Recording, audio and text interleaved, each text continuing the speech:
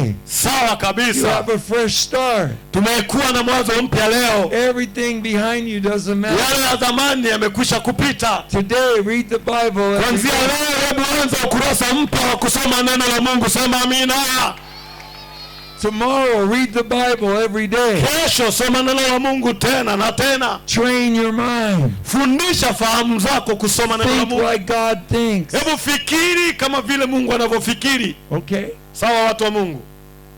Amen. Since you're going to be reading the Bible every day, Na kwa kuwa sasa jikabizi na kusema mtaanza kusoma neno la Mungu kila siku. the first time I came here, Mara ya kwanza nilipokuja hapa and we had a big crusade, na tulikuwa na mkutano mkubwa kabisa. there were so many people, Kulikuwa na watu wengi sana. and I was honored to be asked to minister. Na mimi nilipata heshima na fursa ya kuweza kuhudumu. And I brought the word of God and people got saved. Na nikaleta neno la Mungu na watu wakapokea uponyaji. But I began to think,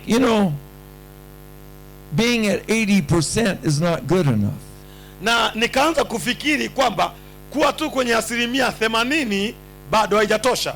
That means 20% more could have happened. Maana yake kuna 20% ambayo inapaswa kutendeka zaidi.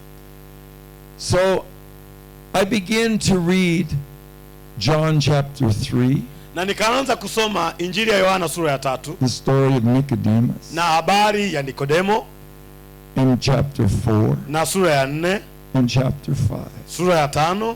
Every day Kila siku, I read those 3 chapters kila siku nasoma hizo sura. for 100 days. Na kwa siku kwa siku 100 zaidi. That was 10 years ago. Miaka 10 iliyopita. It changed my life. Miaka 10 iliyopita maisha yangu yalibadilika I kabisa. will never be the same Na mimi sitakuwa yule aliyekuwa wa zamani, because I read those 3 chapters kwa sababu baada ya kusoma hizo sura 3 every day for 100 days. kila siku kwa siku zaidi ya 100. I guarantee you, Na ninakuhakikishia wewe leo, if you do that, utakavyofanya hivyo, you will never be the same. hautabaki wewe wa leo. It Haleluya. will change you forever. Neno la Mungu litayabadilisha maisha yako. There's power in the Word of Kuna God. nguvu katika neno la Mungu. Sema amina. The Word of God has so much power. Neno la Mungu lina nguvu nyingi sana. That's why the devil doesn't want you to read it. Na ndio maana shetani hataki wewe usome neno la Mungu. Because when you read the Word of God, you also become powerful. Kwa sababu wewe kadiri unavyojifunza na kusoma neno la Mungu, unaendelea kupata nguvu zaidi It na zaidi. changes us. Na neno la Mungu linatubadilisha. It's very important. Na ni muhimu sana. God himself came to earth Mungu mwenyewe alikuja hapa duniani and he spoke words to us. na akasema maneno kwa ajili yetu. He taught us how to live. Akatufundisha namna ya kuishi. And so we must read God's words Na lazima sisi, yatupasa sisi kusoma neno la Mungu so we can live like he wants us to live. ili tuweze kuishi vile ambavyo Mungu anataka tuishi. Okay, enough talk. Sawa, niishie hapo kwa mazungumzo haya. I've talked for 15 minutes. Na nimezungumza kwa dakika hizo. Now I'm going to minister to you. Na sasa nataka ni wahudumie. And I believe this ministry time Na ninaamini huduma hii sasa will change your life forever. itabadilisha maisha yako kabisa. See, I don't just come to you with words, Na mimi siji tu kwenu kwa ajili ya maneno peke yake, but I come with power. lakini nakuja na nguvu ya Mungu. Sema amina. Jesus says you will receive power Yesu anasema mtapokea nguvu when Holy Spirit comes on you. Roho Mtakatifu atakapokuja juu yenu. And you will be my witness everywhere. Nanyi mtakuwa mashahidi wangu kila mahali. That's what God wants for each one of us. Na hicho ndicho ambacho Mungu anahitaji kwa kila mmoja wenu. If you're 7 years old, Hata kama wewe ni wa miaka 7, you don't have to wait. hauhitaji kusubiri, You can receive power lakini today. unaweza kupokea nguvu ya Mungu. Holy Spirit will empower Roho you. Mtakatifu atakuwezesha And you can share the love of God na with unaweza others. kuwashirikisha wengine upendo wa Mungu. You can lay hands on people Unaweza kuweka mikono yako juu ya wagonjwa and they will be healed. na wakapokea uponyaji. Okay? Sawa watoto wazuri? You can do it now. Kwa hiyo unaweza kufanya hata sasa. Today. Leo. Okay? Sawa So, Ndio, sawa. we're going to do a little exercise here. Tutafanya jaribio moja hapa. We're going to receive healing and transformation. na tutapokea uponyaji na mabadiliko katika maisha yetu. I want everybody to put your hand on your Hebu heart. kila mmoja wetu weka mkono wako kwenye sehemu ya moyo wako hapo. Please put your hand on your heart. Hebu weka mkono wako moyoni mwako. Now close your eyes. Funika macho yako. Everybody close your eyes. Hebu kila mmoja wetu funika macho yako. I want you to connect with the pain in your heart. Niombe ujiunganishe na yale maumivu ndani ya moyo wako. We all have pain. Sisi sote tunayo maumivu. We've all been hurt. Tumeumizwa. So I want you to connect with your pain. Hebu jiunganishe na yale maumivu, yahisi yale maumivu uliotendewa, So we can remove it. ili tuyaondoe hayo maumivu. I want you to allow Holy Spirit to come and show you Hebu ninaomba umruhusu Roho Mtakatifu akuonyeshe how you've been hurt by betrayal. jinsi ambavyo umeumizwa kwa kusalitiwa, How you were nice to people. jinsi ulivyokuwa mwema kwa watu, You helped them.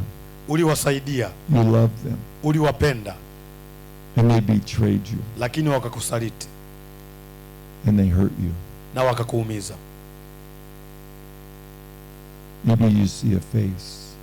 Yawezekana utaona nyuso za watu. Maybe you remember things that happened. Yawezekana utakumbuka vitu vilivyotokea huko nyuma.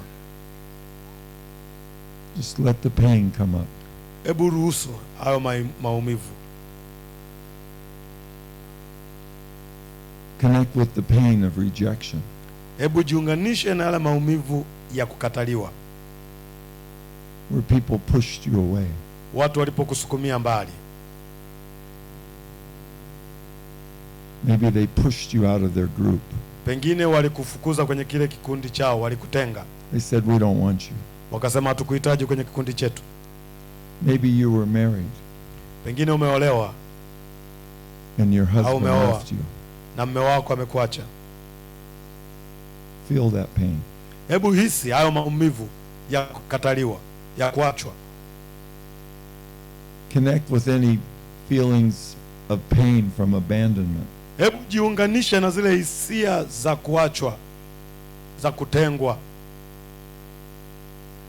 Where somebody left you behind. Kuna mtu amekuacha.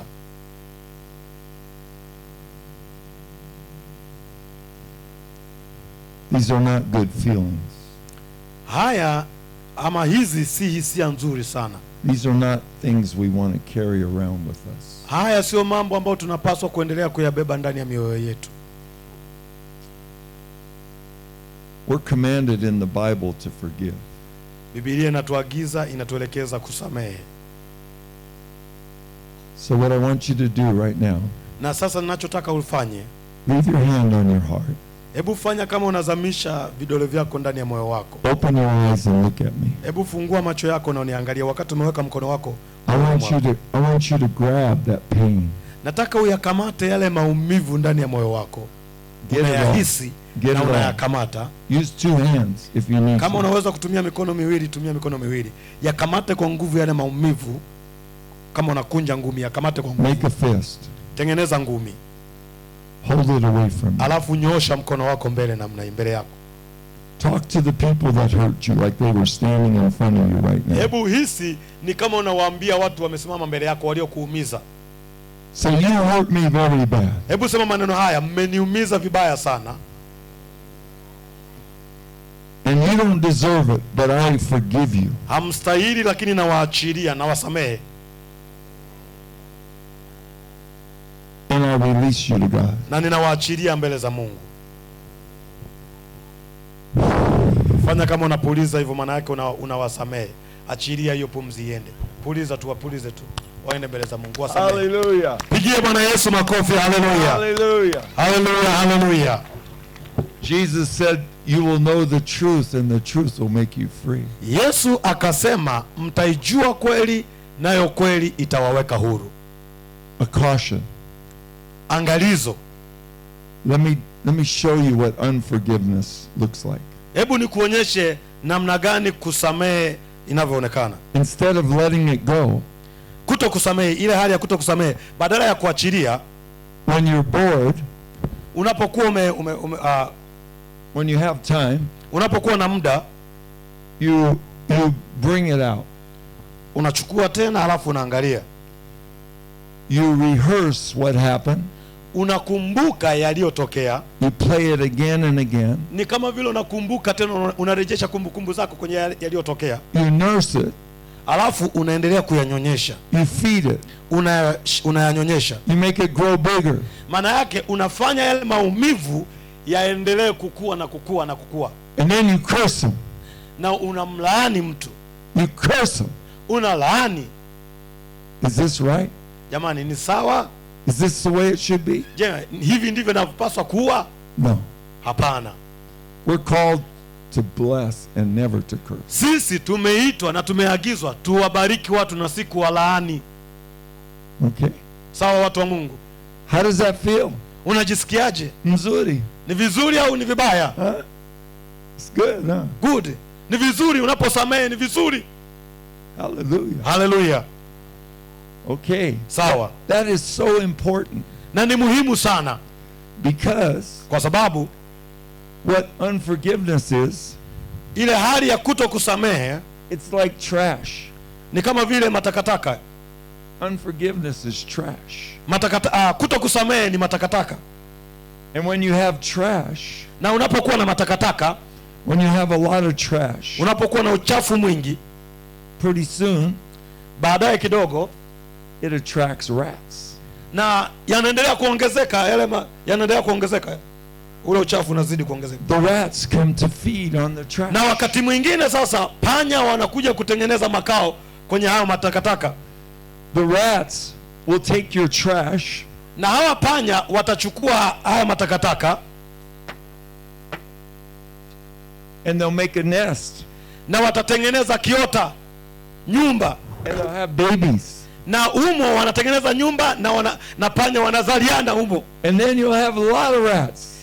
Unajikuta panya wanaongezeka, wanakuwa wengi mle ndani. Do you want to have a lot of rats? Je, unatamani kuwa na panya nyumbani kwako? No. Hapana.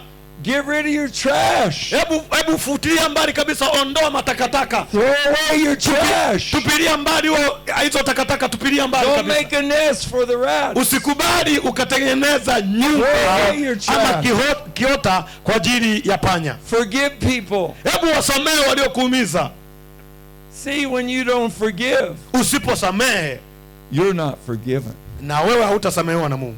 Where does that put you? Unakuwa kwenye sehemu ipi? Outside the kingdom. Unakuwa mbali, nje na ufalme wa Mungu. See? Unaona? Very important. Ni muhimu sana kusamehe na kuachilia watu. Maybe the most important thing. Na yawezekana jambo la muhimu sana in being a disciple of Jesus, kuwa mwanafunzi wa Yesu Kristo, is to forgive. Ni kusamehe. Sawa? Si sawa watu wa Mungu eh? Okay. Sawa. You good? Si sawa watu wa Mungu eh? Hallelujah. Hallelujah. Okay. Ndio. Now, in the kingdom of God, katika ufalme wa Mungu, you have great mamlaka.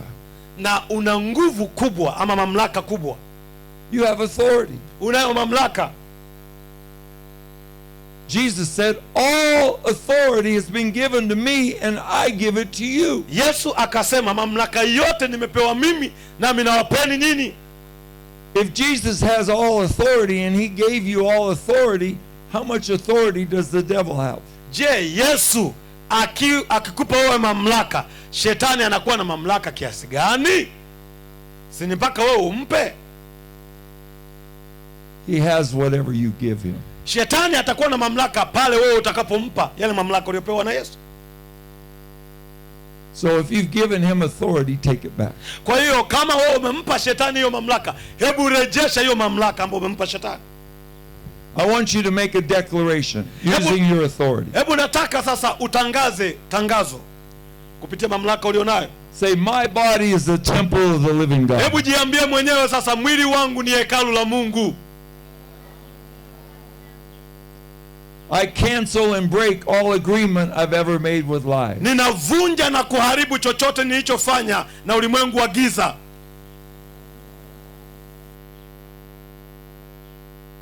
Or trash, rats, or the demonic.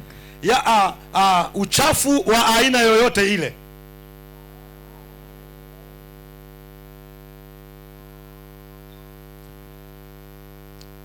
God is holy. Mungu ni mtakatifu.